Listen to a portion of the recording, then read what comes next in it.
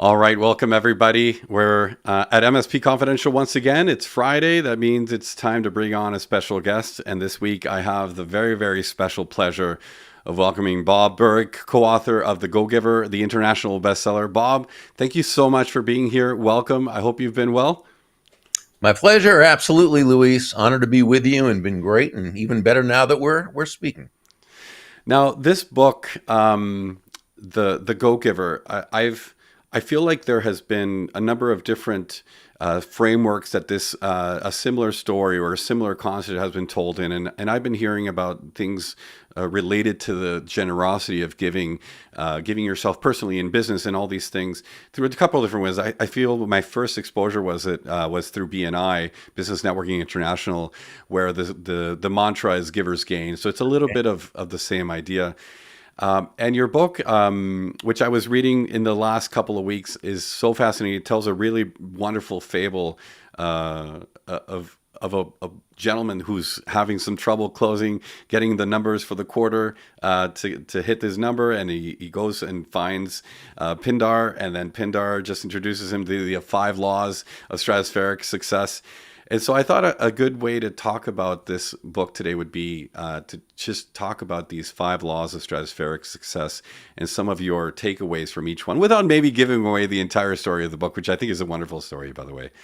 And this first law is this idea of the law of value. Now, the law of value in the book, it talks about this idea that your true worth is determined by how much more you give in value than you take in payment.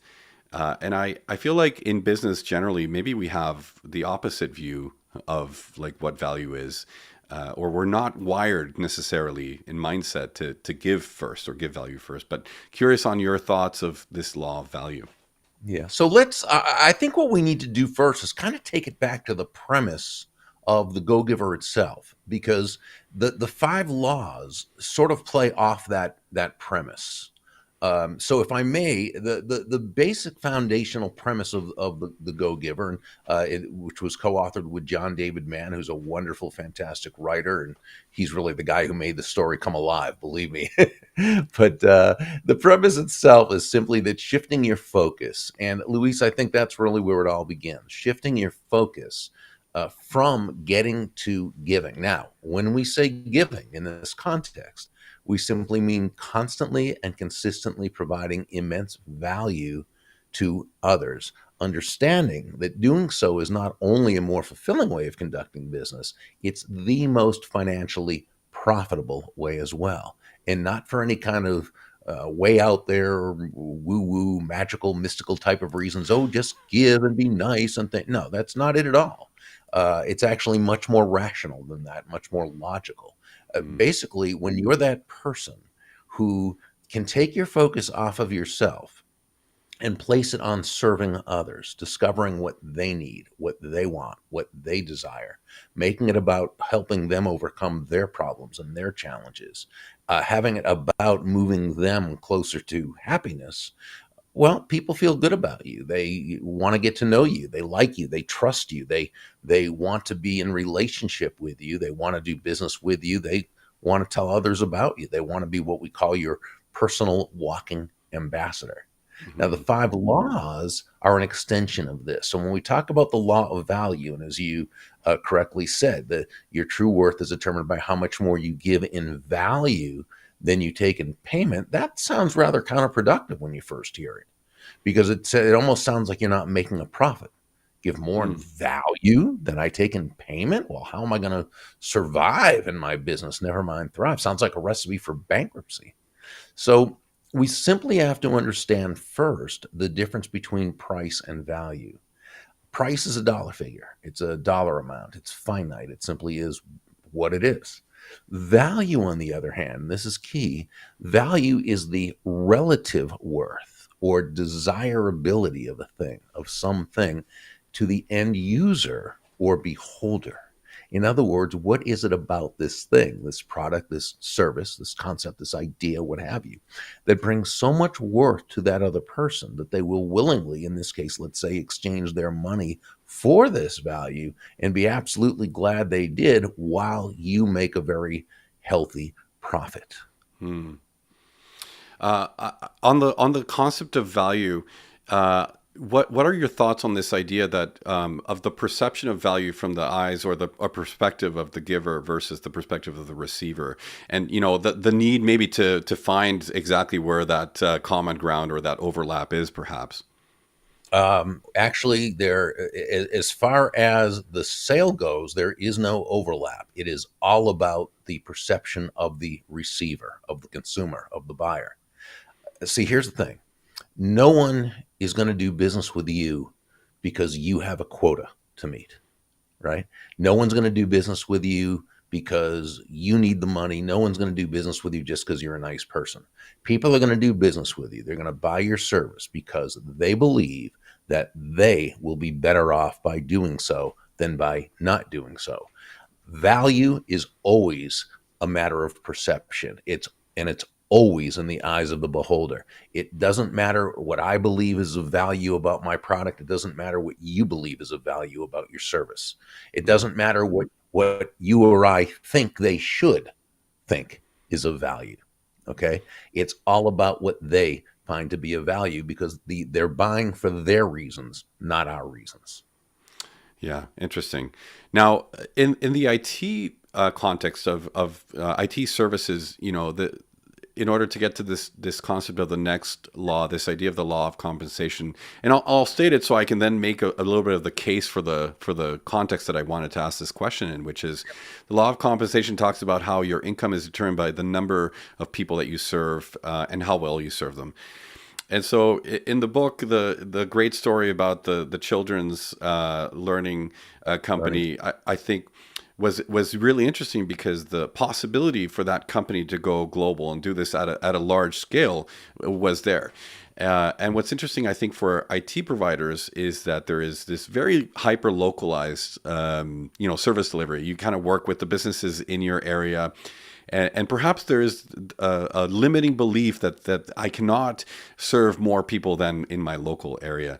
And I'm curious if you come across this in other industries that you work with through your Success Alliance, through your workshops, and where people feel like they are intrinsically limited by the vertical that they're in, but not thinking about it outside the box necessarily in terms of how many people they can serve. Sure. Absolutely. Now, just so you know, the example of from Nicole Martin. She was the CEO in the story who developed Learning System for Children. And as you remember, she was a teacher, school teacher in the public Hmm. school system, loved the kids, loved the parents. They loved her, but she didn't like the bureaucracy. She didn't like the pay. She didn't like other things about it. So she started her. This was actually based on a woman I used to date, I think 25, maybe 30 years ago. Her name was Annette.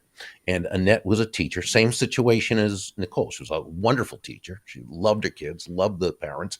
Everybody loved her. But there was so much about being in the public school system she just couldn't stand.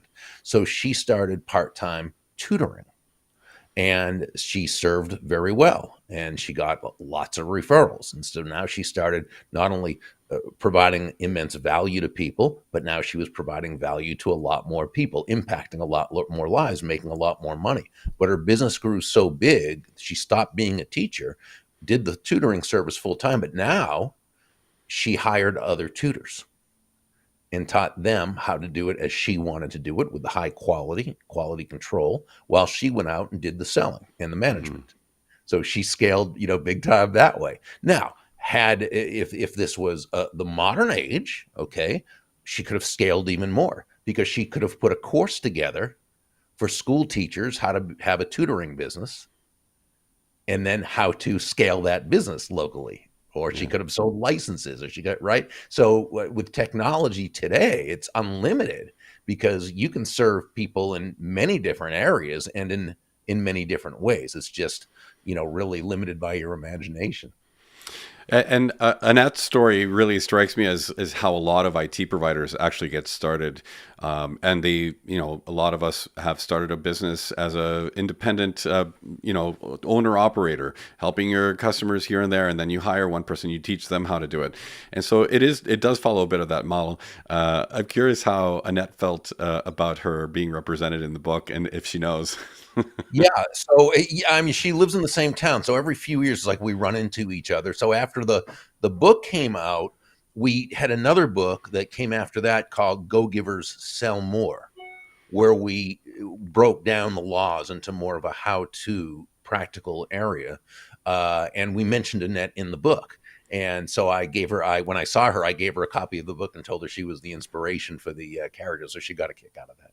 That's great. That's awesome. And by the way, we had Bob's hometown up on the welcome screen as we were doing the countdown, which is Jupiter, Florida. And so that's awesome. So that's the law of compensation. And I think IT providers go through a bit of this evolution of like, we start doing, hourly billing, what we call break fix in our industry. Something breaks, we fix it. And we hit this interesting glass ceiling. We can't work any more hours. And then we shift into this managed services model, which is kind of this idea of like, increasing the scale at which you can do the work that you're doing. And so there's very much a correlation there in terms of compensation, because as we shift a bit of that focus away from that hourly work, we're able to scale the impact and hopefully do it for more customers. And then, it all kind of follows in line from there. But I think in our hyper localized ecosystems as IT providers, the law of influence also plays a big role, because the law of influence talks about this idea that your influence is determined by how much you place other people's interests first. Yeah. And I think this is uniquely an area where IT providers are very selflessly helping customers all the time. And I think they're very much loved by the businesses they serve. In fact, there's maybe even an over rotation on that, which is this idea of MSPs have this idea of the hero complex. They love helping, and sometimes it's to the detriment of their own business. Well, let's talk about that. Yeah. That's very important. You brought up a very, very important point, because when we say place the other person's interests first, we don't mean that you should ever be anyone's doormat or a martyr or self-sacrificial in any way. That's absolutely not what it's about. It's simply understanding, as Joe, the protege, learned in the story from several of the mentors, the golden rule of business, the golden rule of sales. And by the way, I first wrote about this in my first book called Endless Referrals back in the mid 1900s, mid 1990s. And the golden rule of business, to me, simply says that all things being equal, people will do business with and refer business to those people they know, like and trust. Yeah. And there's no faster, more powerful, more effective way to elicit those types of feelings toward you in others than by genuinely moving from that I focus or me focus, which is the usual people are used to that other focus. Looking to, as Sam, one of the mentors in the story, advised Joe, make your win all about the other person's win. But we don't do that through hurting ourselves. We do that through uplifting everyone in the process.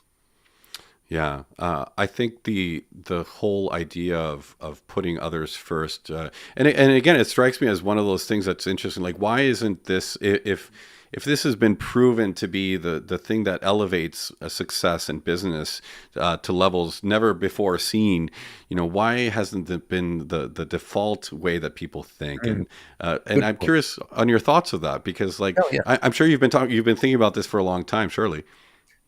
First, great point that you make. Why isn't it? And like I said, and I love the computer link. Why isn't it the default? That people go to, and it's not. But if you study the greatest success, the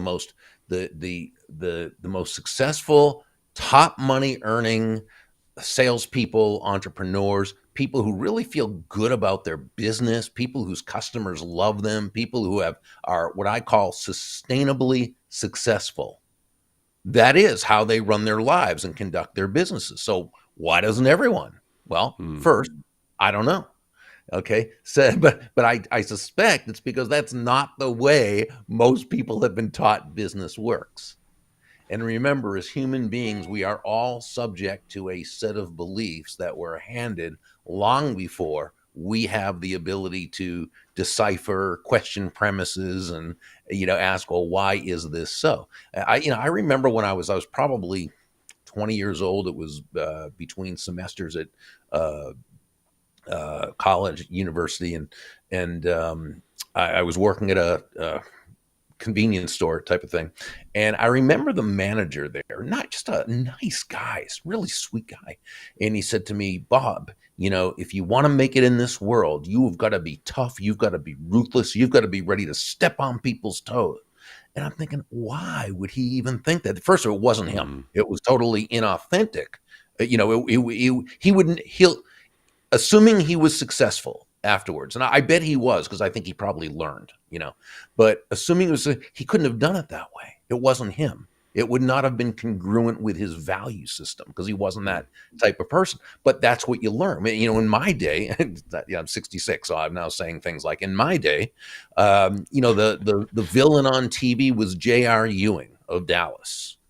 And he was the stereotypical ruthless, horrible, wealthy business guy who did it not only by stepping on other people's toes and ruining people, but he loved doing it, right? But isn't that every movie you see? There's always the two types of people. There's the good people who are always portrayed as being poor, struggling, honest, hardworking, but getting nowhere, and they're always being taken advantage of, pushed around, pushed down, stepped on, stepped over by who? The evil rich person. So this is what people learn. This is what the schools teach. This is what so people grow up thinking that way. And unless they're fortunate enough to, either be brought up by people who know better or get to meet some of those kinds of people, then that's the premise from which they're going to operate. Yeah. And I feel like the IT industry is so similar in that, we get started, at least this is my story, and I don't want to project onto everybody else that might be tuning in at some point, but there's this interesting transition where you go through understanding that being successful in your business and being able to make a little bit of money doesn't make you an evil person necessarily, but there's all these other maybe conditions to doing it in a kind way, to doing it in a proper way, in a integrity type of way, that are the things that will elevate you further. And a lot of data in the IT industry suggests that the happiest customers are often spending a little bit more money, which in turn means the IT provider can deliver better service, which in turn means the customer spends more. So it's an interesting continuous cycle of understanding your own value at the service you're delivering, and just, I guess, going to market this way as opposed to, what is the thing I can extract from others, of course. Well, again, you make a fantastic point. When you said there's nothing wrong with, doing well, giving great service and making a little money, there's nothing wrong with making a lot of money, because money is simply an echo of value. This is so key. And John David Mann came up with that term. I'm not smart enough to come up with something that clever. That was John's. Money is an echo of value. Okay, now in the basically free market society in which we live, when I say free market, I simply mean no one is forced to do business with anyone else. Okay, that's not always the case, by the way, but in ours it is, and I'm sure in yours it is. No one's forced to do business with that IT professional. Okay, by law, they make their own choice. In that kind of market, the only way you can make a whole lot of money is to provide a whole lot of value to a whole lot of people, right? So it's the only way to do so. Now, when you talk about, that the customer spends more, so I'm going to say this, I want you to be at the higher end of what you charge. Why? Because when you try to sell on low price, when low price is your unique selling proposition, unless your last name is Walmart or Amazon.com, right? That is not a good way to do business. It's not productive, it's not profitable, and it's not sustainable. When you sell on low price, you are a commodity. When you sell on high value, you're a resource.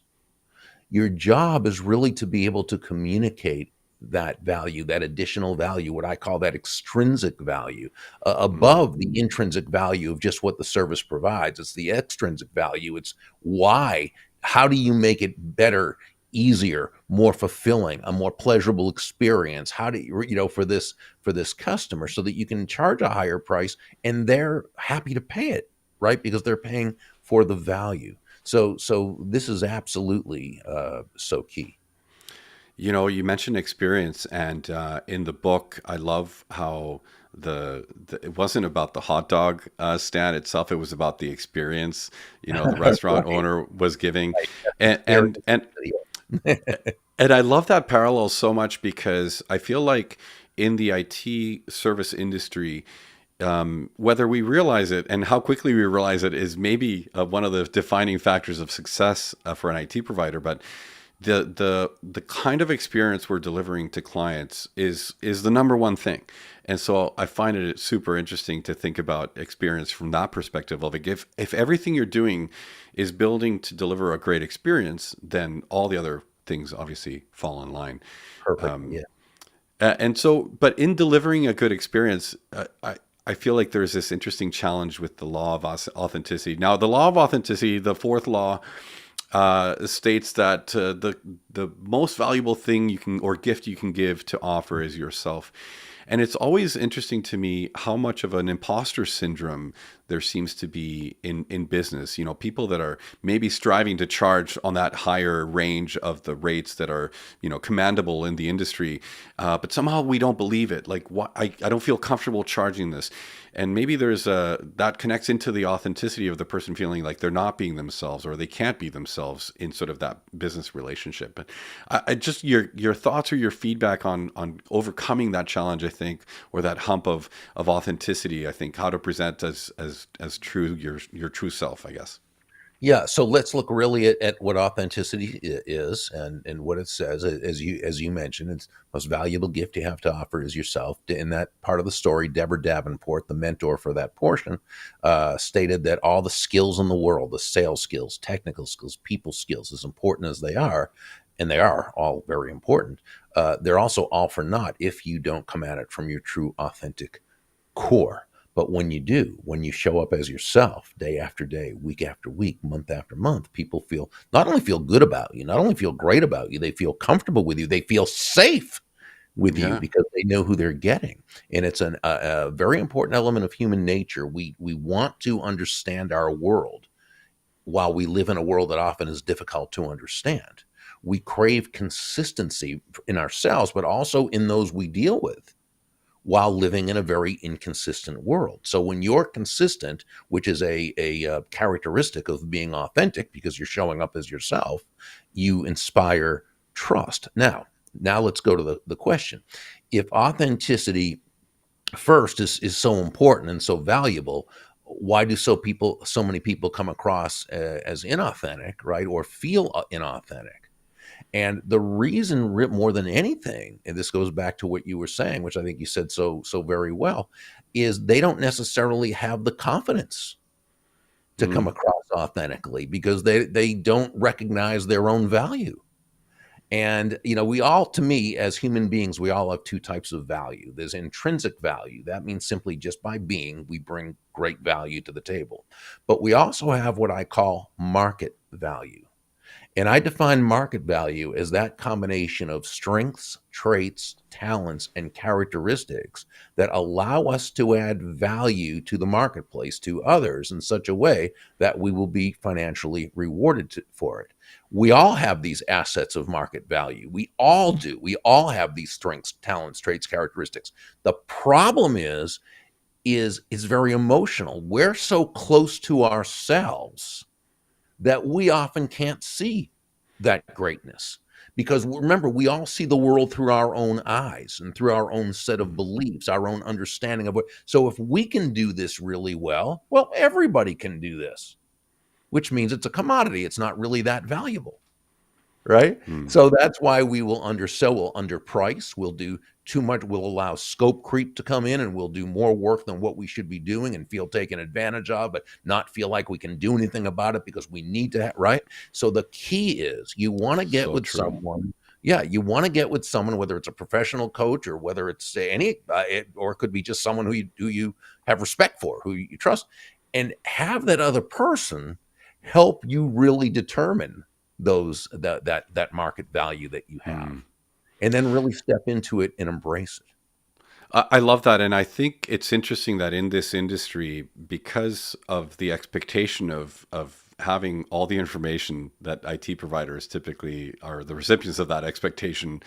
And by the way, I heard this quote about expectations the other day. And since you shared that quote that I love so much, I figured I'd share this one. Unspoken expectations are premeditated resentments. And that just hit me like a ton of bricks because Yeah, I that's think very we're well said. generally terrible at communicating our expectations. And as we sort of go into the business world as IT providers, we kind of imagine what our perfect client looks like, what we want the relationship to look like, what, the things that we want the client to be doing to participate in their own rescue, because, it is a very much a two-way street to Right. improve a client's environment. And sometimes we don't communicate this, and then we later resent the client. And I'm sure this comes up in many different kinds of ways with the various folks that you work with. Well, it does. And remember, the toughest thing is in terms of communication, we think because we see the world again from our own set of beliefs, we tend to believe that other people see the world basically the same way we do, Mm. which is very intuitive. How could it be any different? It's all we know. But it's not true. That's also, as we were talking about earlier, what we find to be of value isn't necessarily what they find to be of value. The most important skill you can begin to develop is asking questions and listening, Mm. right? Because that's the only way you're ever going to be able to get into their head and get into their heart, by asking questions, really listening. And then even when they answer, it's not assuming that you understand what they meant by what they said, but to very politely, tactfully, diplomatically ask for clarification and go as deep as you have to until you absolutely positively you're sure as can be that you know what they mean. So there are so many parallels in that statement alone to just how we relate to customers in the IT industry. The confusion and the misunderstandings that happen from just not asking those extra two questions, or Right. lingering a little bit longer in the curiosity of the thing you're Mhm. trying to, or just shutting the hell up for a minute and let the customer just explain themselves when they maybe dropped a statement that was unclear or not articulated well. So powerful. And I think part of this whole cycle, of course, the fifth law, like all these laws are just this interesting continuous cycle of things that kind of work together, is this idea of the law of receptivity. And I love this so much because I think the way the book talks about this idea, like, who are you to say no to somebody wanting to gift you something or give you the gift of their time or of their person, right? So the key to effective giving is to stay open to receiving, is what the law states. And I wanted to maybe have you talk about it in the context of the things we've been talking about today already. How do you position this for somebody who's maybe new to the idea of staying open to receiving? Because it sounds Yeah. like sometimes people might feel like it's just about, being on the receiving end, which is not necessarily what this means. No. So the law of receptivity, as you said, the key to effective giving is to stay open to receiving. What does that mean? It's very simple. It's understanding that yes, you breathe out and you also have to breathe in. It's not an either or, it's both, right? You breathe out carbon dioxide, you breathe in oxygen. You breathe out, which is giving, you breathe in, which is receiving.